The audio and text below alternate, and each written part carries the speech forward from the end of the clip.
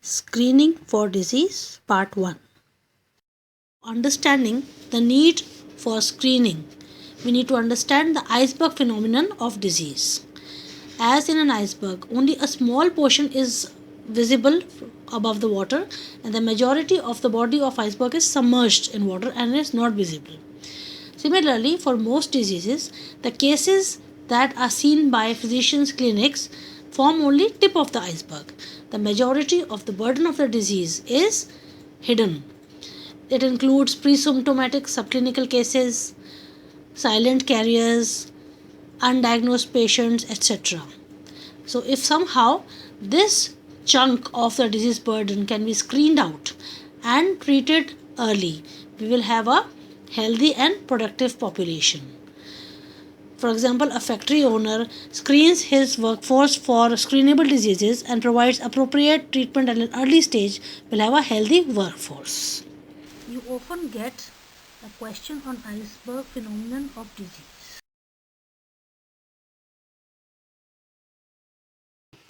Screening is the search for unrecognized disease or defect by means of rapidly applied tests, examinations, or other procedures in apparently healthy individuals.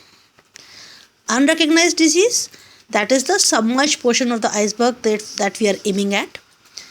Rapidly applied tests, because they have to be applied on a large population. Everybody in the population has to be tested. And apparently healthy individuals, that is what screening is for.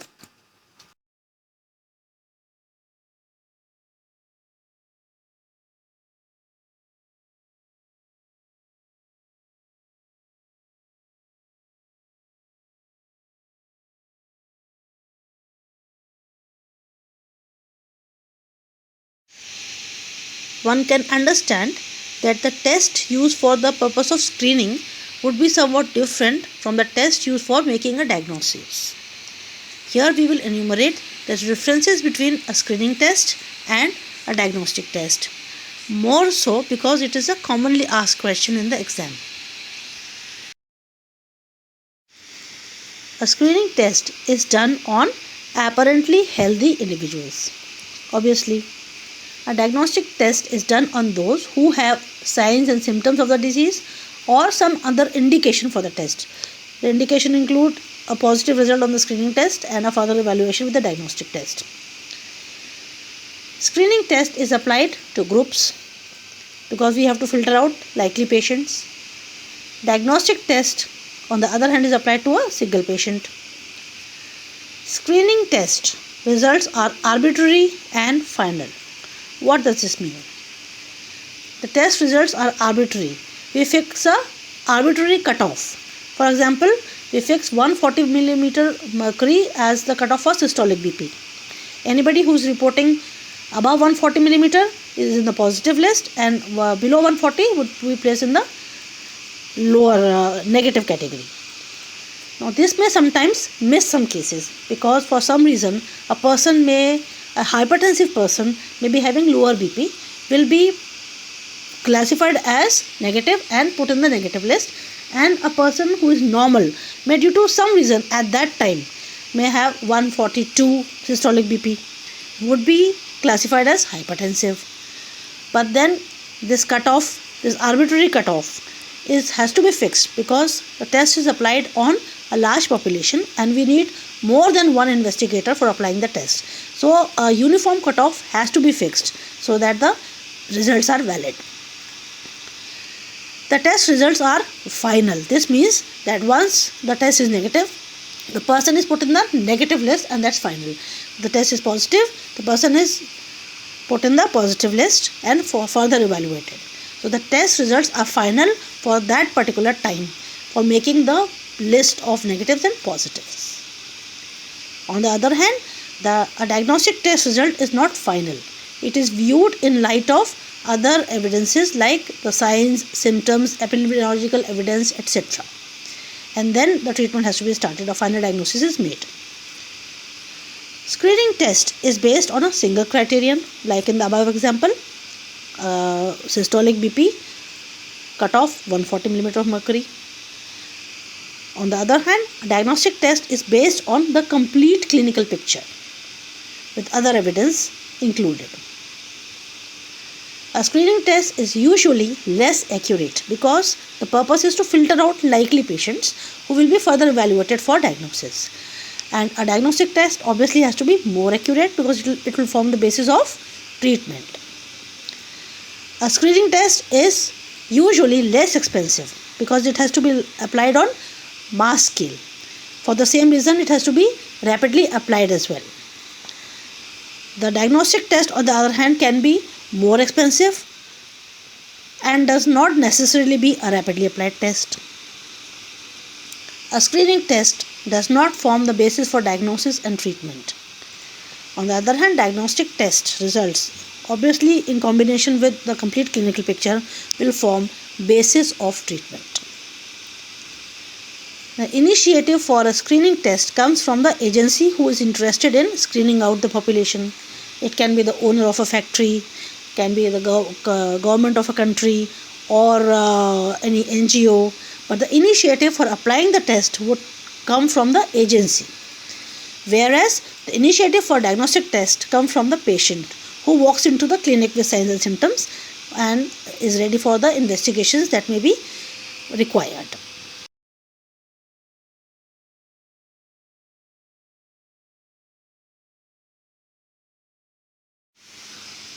Example of a screening test is 2-hour postprandial blood glucose. 2-hour postprandial blood glucose is measured in all the individuals and a cutoff value is fixed. Those reporting above that cutoff value would be included in diabetics and will need further potential diabetics and would need further evaluation. And those who are found to be having a blood glucose below the cutoff are screened out as normal. Example of a diagnostic test is glucose tolerance test, a full-fledged glucose tolerance test. The criteria that we have discussed previously are not hard and fast and many features overlap. Further, some tests may serve as both. They may serve as screening test also and a diagnostic test also. For example, glucose tolerance test. Many screening programs for diabetes utilize glucose tolerance tests that is applied on every subject of the population and a diagnosis is made there and then. Those who are negative are not diabetics and those who are positives are classified as diabetics.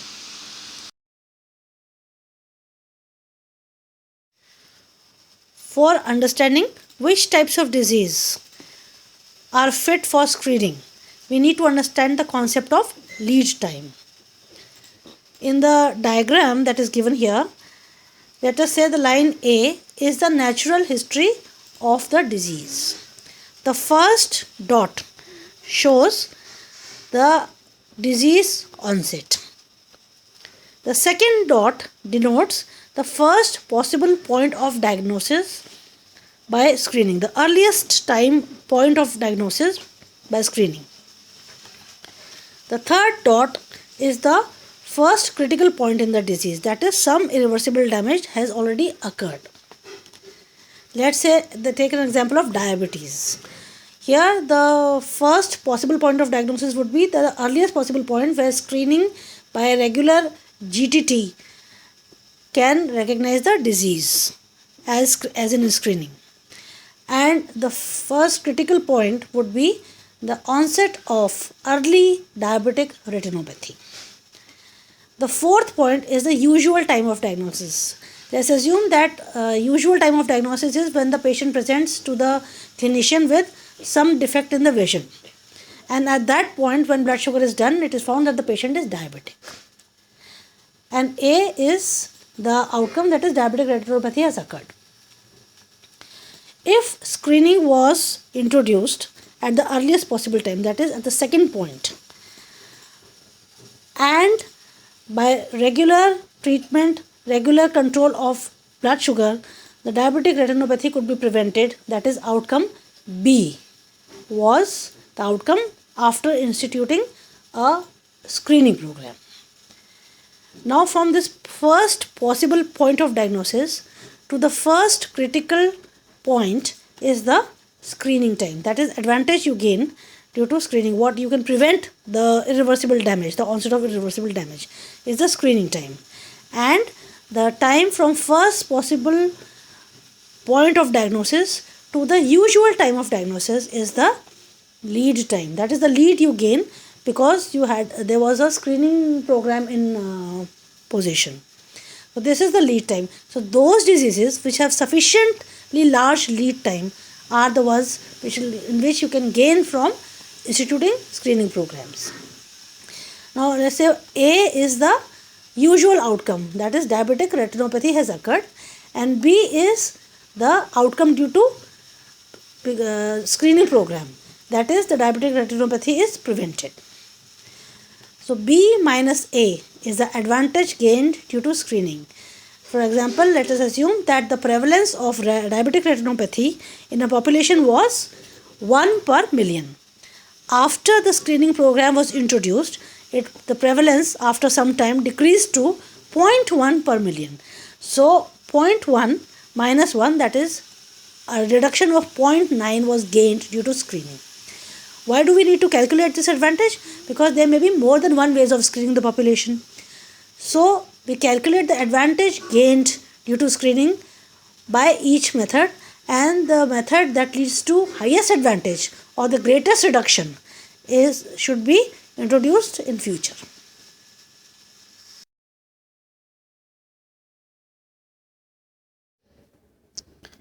Uses of screening. 4 uses of screening have been described. The most important is case detection. That is to identify cases of the disease from an apparently healthy population. This is known as prescriptive screening. You will be prescribing treatment to cases for the benefit of those who are detected. For example, asymptomatic bacteriuria among pregnant women may lead to intrauterine growth retardation. So screening of pregnant women and treatment of those who are screened to be positive for bacteriuria can prevent intrauterine growth retardation in the newborn. Next is control of disease. This is known as prospective screening. You are screening the population for the benefit of the other population. For example, immigrants are being screened for certain diseases that are not present in a home population, and if they are positive, they are either quarantined or treated so as to prevent an outbreak of that particular disease in the home population. This is prospective screening. Third use of screening is for research purposes. For example, we want to know the prevalence of certain chronic disease, let's say breast cancer or carcinoma cervix or hypertension. We screen out a population and find the prevalence of hypertension. If we do another screening after some time, after 1 year, we can also find out the incidence of hypertension, that is the amount that has increased in that year, for research purposes.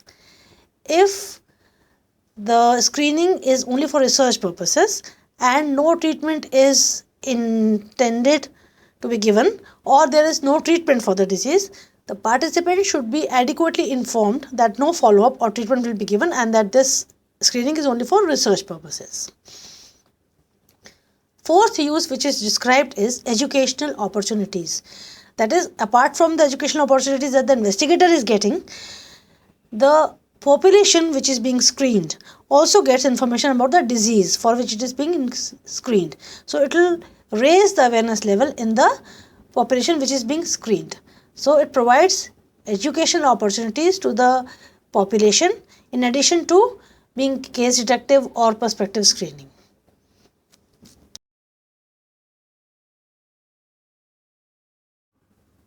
Types of screening. 3 types of screening have been described: mass screening, high risk or selective screening, multiphasic screening. Mass screening simply means we apply the screening test to everyone in the population or to everyone in the subgroup of the population, irrespective of whether the person has the risk factors or does not have the risk factors. Previously, mass screening were very popular, but recent critical reviews have shown to be less efficient than what were they expected to be. Second type is high risk or selective screening. This implies that the screening test is applied to the high risk groups in the population. For example, if you want to screen for cardiovascular diseases, then the high risk groups in the population will be the elderly, the post-menopausal women, a certain lifestyle people, people with a family history of cardiovascular disease, etc. So, by selectively screening these high risk groups, the screening program can be made more cost efficient. The concept of screening has now been extended to risk factor screening. That is, we screen the population for presence of risk factors. For example, we screen the population for elevated cholesterol, serum cholesterol levels, for obesity. These are risk factors for cardiovascular diseases. So once they are screened out to be positive for the risk factors, they can control the risk factors so as to prevent the disease.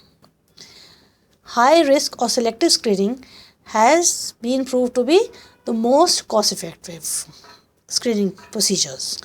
For example, carcinoma cervix occurs more commonly in low socioeconomic status women, and the high social class women are do not constitute a high risk group for carcinoma cervix.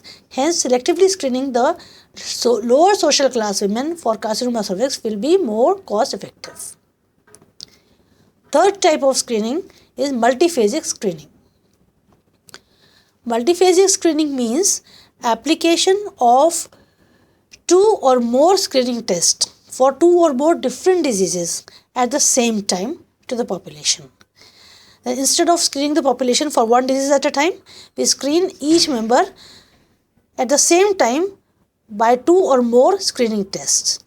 Even multiphasic screening has been found to be less cost effective than high risk screening.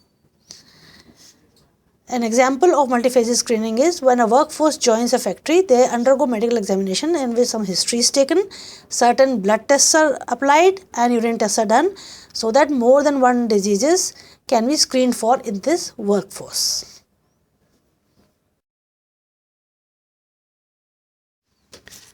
One would like to believe that the whole population can be screened for all possible diseases and treated early. But due to epidemiological, financial and efficiency concerns, all diseases cannot be screened for. So, diseases which can be screened for depend upon criteria for the disease and criteria for the screening test which can be used for disease. Criteria for the disease to be screened. The disease should be an important public health problem. That is, the burden of disease should be high in the population. Second, there should be recognizable latent or early asymptomatic stage. We have already discussed about the lead time. Third, the natural history of the disease should be adequately understood. So we are aware, we know which is the first critical point in the natural history of the disease. Fourth, there should be a test that can detect the disease prior to the onset of signs and symptoms, that is prior to the usual time of diagnosis. Fifth, facility should be available for confirmation of the diagnosis. The screening test is mostly not confirmatory. So there should be a confirmatory test available for the disease.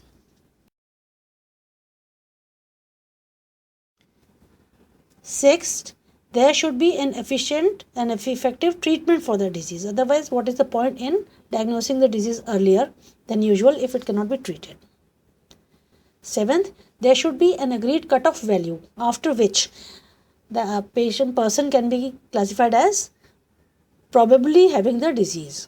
For example, we can decide 140 millimeter of mercury of systolic BP, after which we can classify the person as hypertensive, or a certain value of blood sugar or fasting blood sugar, we can classify that the person is diabetic. So there should be an agreed value. Eighth, there should be good evidence that early detection and early treatment of the disease does reduce the morbidity and mortality in the population. This means that the various epidemiological surveys prove that the morbidity rate and the mortality rate due to this disease was significantly higher prior to the screening program was introduced, and that after the introduction of screening program these rates have actually decreased. Ninth, the expected benefits, that is the reduction in morbidity and mortality rates due to early detection, exceeds the risk involved in the screening and the cost involved in the screening. If above criteria are satisfied, then it will be appropriate to consider the disease to be suitable for screening. Now, the criteria for the screening test to be used for the disease. The screening test to be used should be acceptable to the population, otherwise they will not cooperate. Repeatability should be there, and validity. We will discuss about these three criteria in the following slides.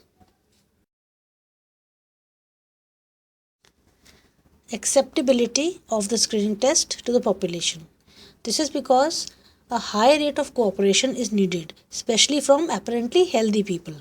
So tests which are mostly painful, not comforting, embarrassing, are not usually suitable for screening, because if a large population refuses to undergo the screening test, then the screening program will be unsuccessful.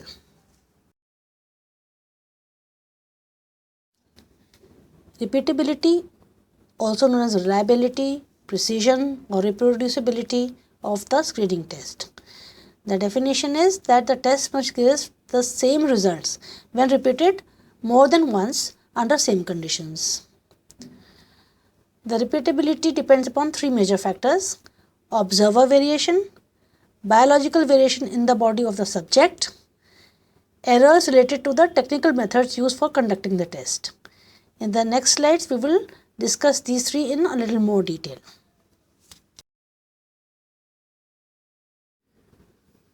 Observer variation. These are of two types: intra-observer variation and inter-observer variation. Intra-observer variations, when the same person takes repeated observations, they are likely to be little different each time. This is also known as within-observer variation. Within-observer variation or intra-observer variation can be minimized by taking more than one readings at the same time and calculating the average. For example, 3 or more readings of systolic BP and 3 or more readings of diastolic BP can be taken, and the average of systolic and diastolic can be calculated separately, and the test result given. Inter-observer variation means that more than one observer examines the same subject or the same sample and give different results. This is also known as between observer variations. How can between observer or inter-observer variation be minimized? This can be minimized by standardization of the test procedure and rigorous standardization of the classification of the results into various categories. Intensive training of all the observers and making use of 2 or more observers for the independent assessment of each specimen or the subject, and then finding out what the most observer observe. The various tests which are more likely to suffer from inter-observer variation are interpretation of X-rays, interpretation of ECG tracings, interpretation of histopathological slides, and others.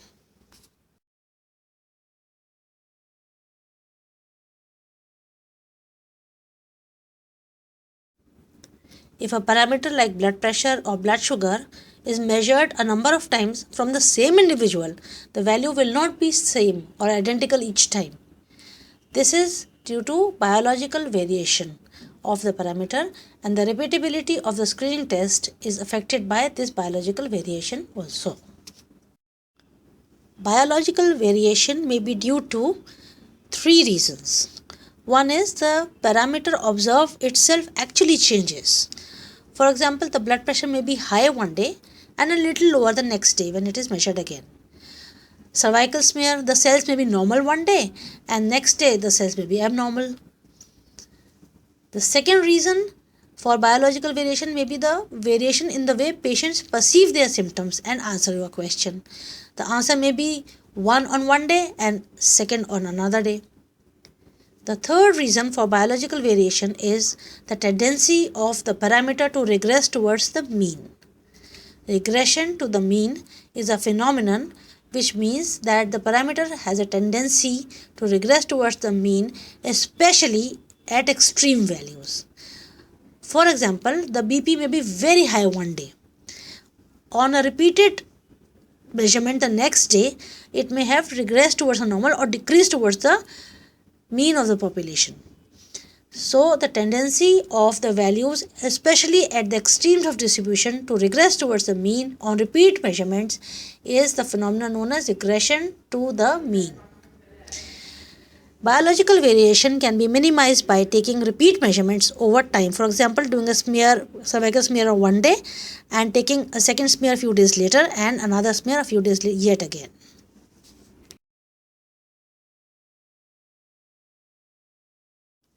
The repeatability of the screening test may be affected by errors due to the technical methods used in carrying out the screening tests. Like the instrument is defective or the calibrations are not correct, faulty reagents, or the test itself may not be appropriate. If these errors are large, then the test is not repeatable and not suitable, especially to be used alone, though it may still be used in combination of other screening tests. But alone, this test will not, if the errors are very large, this test is not suitable to be used as a screening test. So the repeatability of the screening test is affected by observer variation, biological variation, and errors relating to technical methods used for the screening test.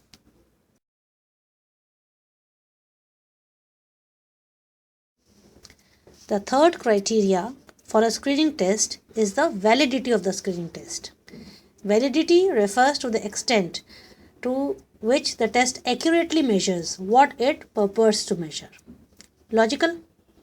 In other words, the ability to distinguish those who have the disease from those who do not. Validity has two very important components, and these are sensitivity and specificity.